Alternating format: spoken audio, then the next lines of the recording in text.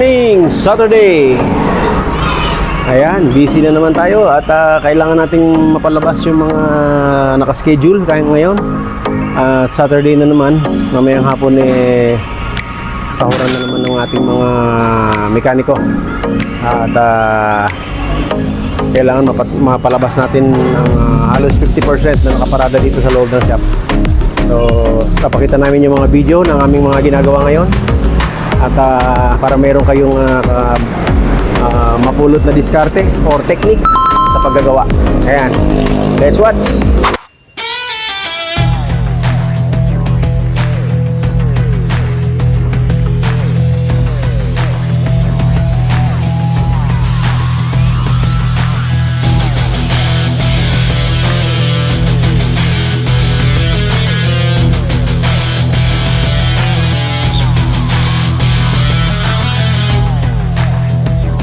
Ito namang Nissan X-Trail ay pinalitan ng power steering hose, yung pressurized hose.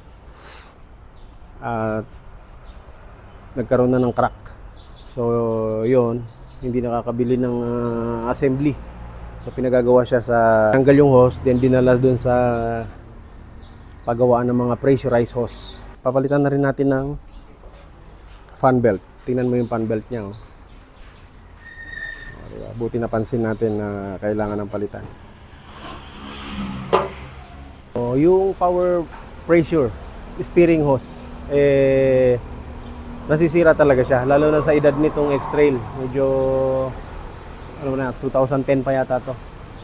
Kaya sa katagalan, lagi kasing mainit yung part na yon, nagkaroon na ng crack. Kaya tumagas yung kanyang power steering fluid. Ilo ko yung mic. Kinakabit ko yung power steering hose.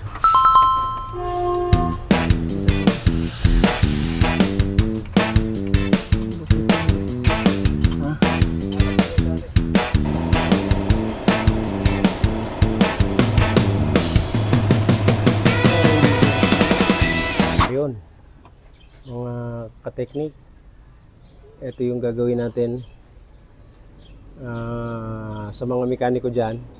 Alam ko kilala niyo yung makina to. Yung mga dumaan sa school. Ito yung unang-unang halos pinag-aaralan sa school. Ang makinang Toyota 4K. So, may pumunta sa atin diyan dito sa shop. At naubusan ng langis itong kanyang makina. So, anong nangyari? Nasira yung connecting rod bearing. At pinalitan natin connecting rod bearing at main bearing. So, overhaul ang ginawa natin. Ngayon, naisalpak ko na yon. Ang gagawin ko na lang ngayon ay hahasain ng mga piston ring. Gagamitan natin ang piston ring na 0.25. Kasi sinukat natin ang diameter ng kanyang bore. Maluwag na yung standard, so hindi na siya pupwede. Yung standard ang gagamitin dito, magiging mausok yung kanyang makina. Kaya ginamitan natin ng 0.25.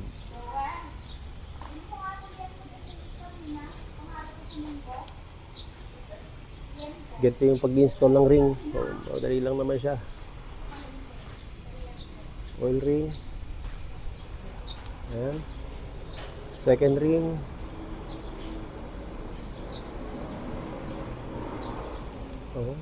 Ganun lang siya kadali.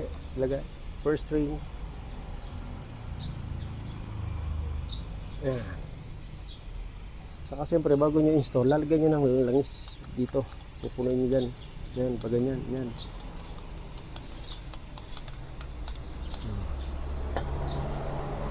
Then may marker siya doon.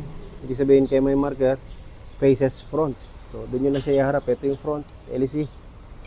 Doon. Tapos, hindi. Ganyan lang siya. Tapos, ito na.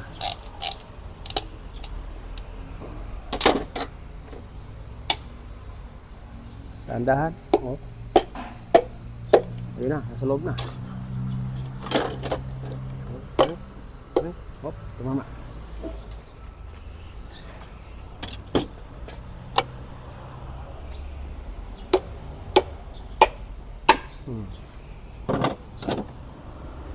Yun ang kadali pag mga 4K. Kahit sino mga baguhang mekaniko, simpleng-simple lang sa inyo itong makina to.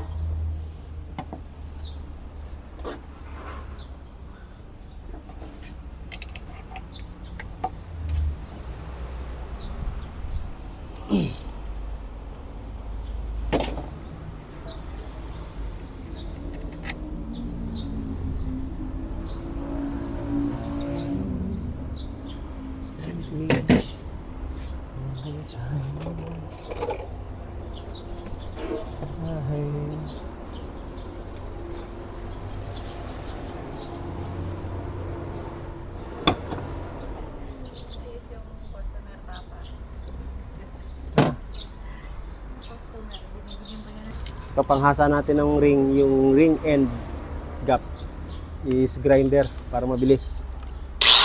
Patansyahin mo lang yung pagka-grinder mo, huwag mo hasain basta. Kailangan tansyado lang. 1, 2, 3, 4, 5,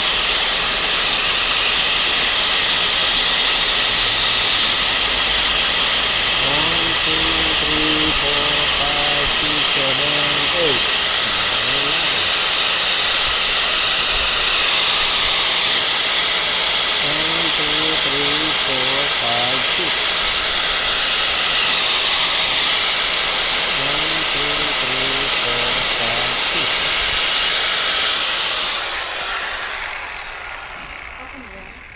Di pa.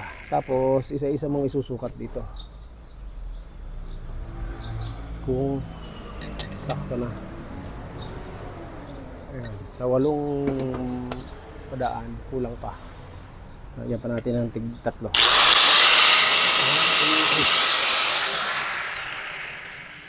Ito yung pantulak natin hanggang malubog yung piston. O, hindi pa siya kaya. So, masikip pa. Malubog.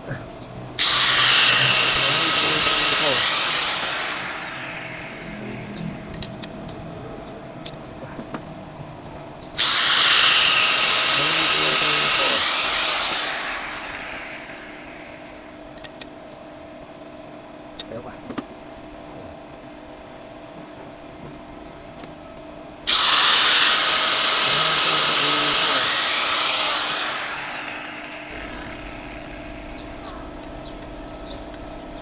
Yun.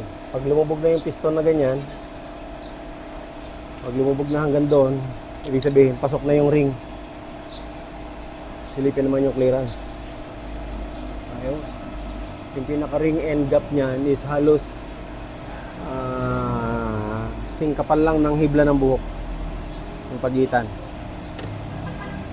Okay na yun. Ganda ang compression niyan kapag ganun. So, okay na yung first ring.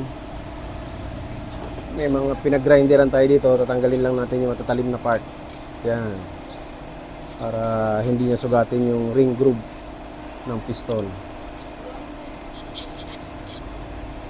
Yan, pag ganyan madulas na siya, yan. Okay na yan. Second ring naman tayo.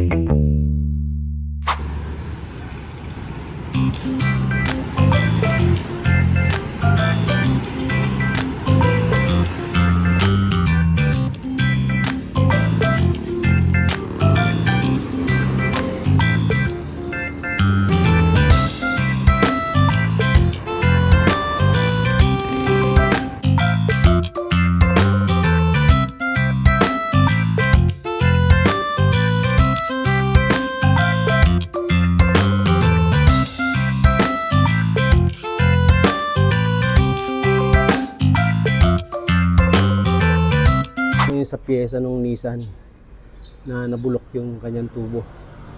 Eh, mahirap maghanap Star Plus, malayo.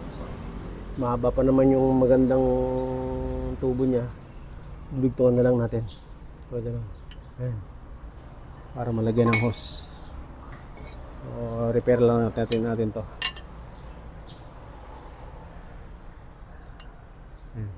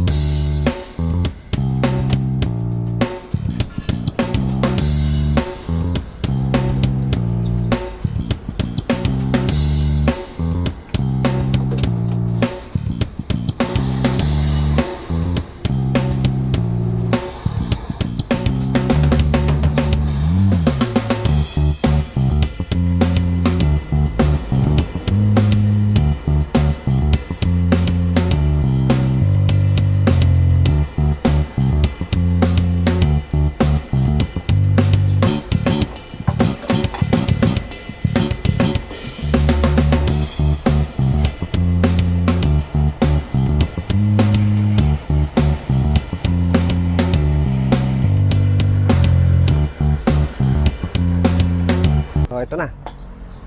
Saan ba yung ating mainit? Ayun o. Na-repair na natin. Tinalta natin ng kabitan ng hose. So, buo na.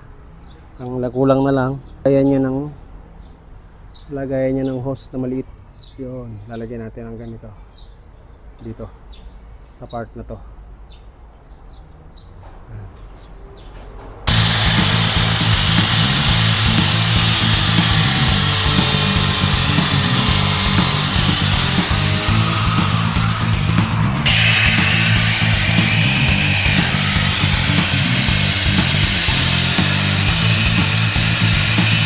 So, kailangan natin ng ganito kalaking tubo kasi saksakan din to ng hose. So, meron na tayo nakita yun. Di ba? Tingnan natin.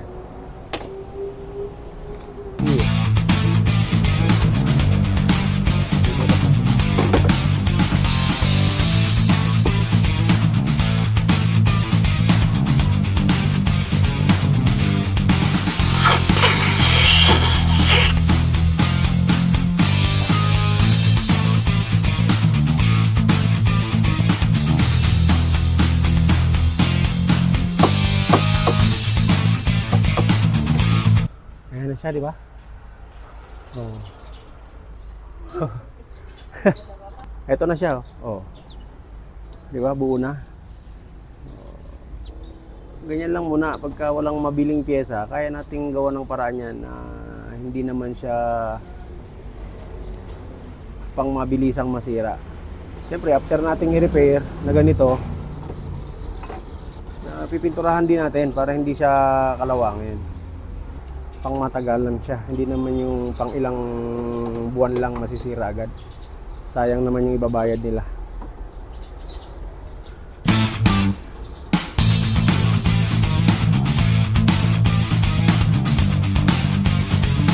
Ito na yung old one. Oh, ito na yung repair. Wow! Pagdating naman sa presyo, mas makakatipid siya. Gawa ng hindi siya bibili nitong buo na to eh.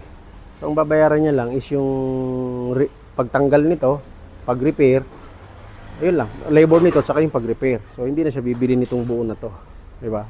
Makakatipid pa rin. Hindi natin ikakabit na na ganyan kitang-kita yung pinaginangan. So kailangan natin siyang pinturahan, sprayan para magandang tignan. Kakakuha tayo ng basahan. Ito.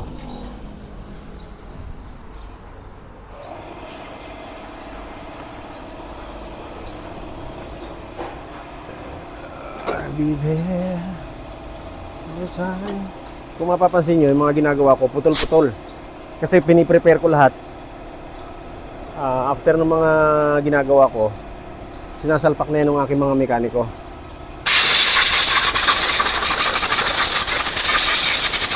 Kaya after natin maghasa ng piston ring nito at magkabit ng mga piston,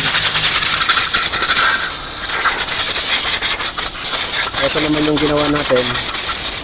Para ito, ikakabit ng isang mekaniko, ito, ikakabit naman ng isa. So, hindi sila mag-aantay kung ano gagawin. Sayang yung oras.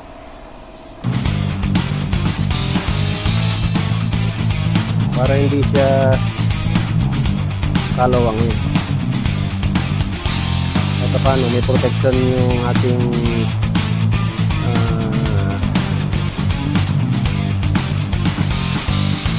lang.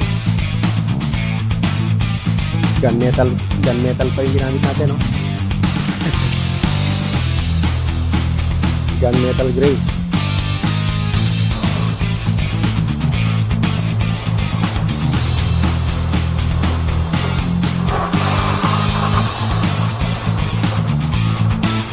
Oh, diba? Mukha na siyang bago. Nice! Oh, ibilad lang natin ng konti at mamaya ikakabit na yan. Yan muna ito dyan, i-clamp mo na.